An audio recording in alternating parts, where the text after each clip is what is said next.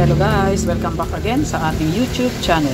So for today's video ay magluluto tayo ng chicken liver o atay ng manok.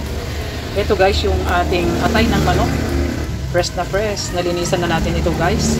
At itong atay guys ay atin siya munang imamarinate. Maglalagay lang tayo guys ng toyo, suka. Taktakan din natin siya guys ng pinong paminta. At atin na siyang i-mix-mix.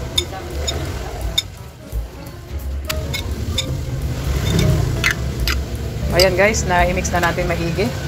At ito guys ay i-marinate lang natin siya ng 10 minutes. Kaya i-set aside muna natin. One eternity later. Start na tayo guys sa ating pagluluto. Maglalagay na tayo guys ng mantika sa ating kawali. Ayan guys, mainit na yung mantika. Kaya ipiprito muna natin itong patatas.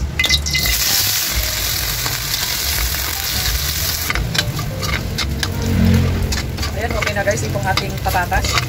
Kaya hahanguin na natin. Same kawali guys ang gagamitin natin at hindi na natin binawasan ng mantika. Ilalagay na natin yung ating bawang.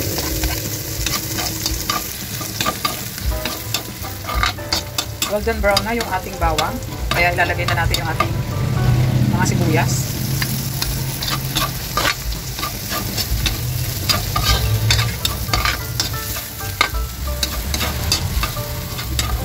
Isunod na natin guys yung ating minarinate na atay. Ito guys. Halu-haluin lang natin.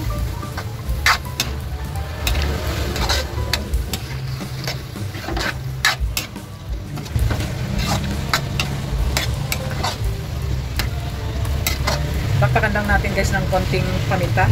At kanina naglagay na tayo guys ng paminta. At taktakan din natin guys ng Knorr liquid seasoning. May halo-halo. At ito guys ay atin siya munang tatakpan. Update guys sa ating niluluto. Halo-haloin lang natin. At ilalagay na rin natin guys ang tomato paste. Hindi natin siya inilagay lahat. 70 grams ang tira tayo guys ng konti para hindi mapaasim.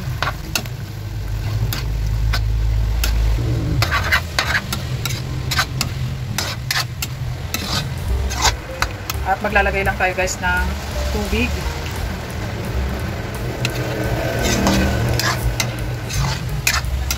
At maglalagay din tayo guys ng brown sugar.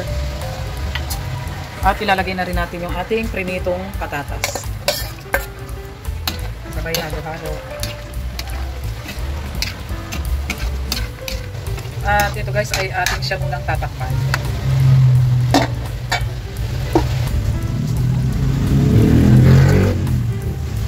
Halu-haluin natin guys.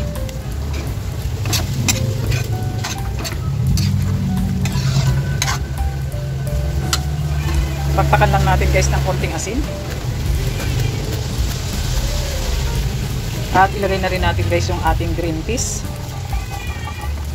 At yung ating last ingredients na leeks o dahon ng sibuyas. Ayan guys. Konting luto na lang to guys ay ito ay luto na.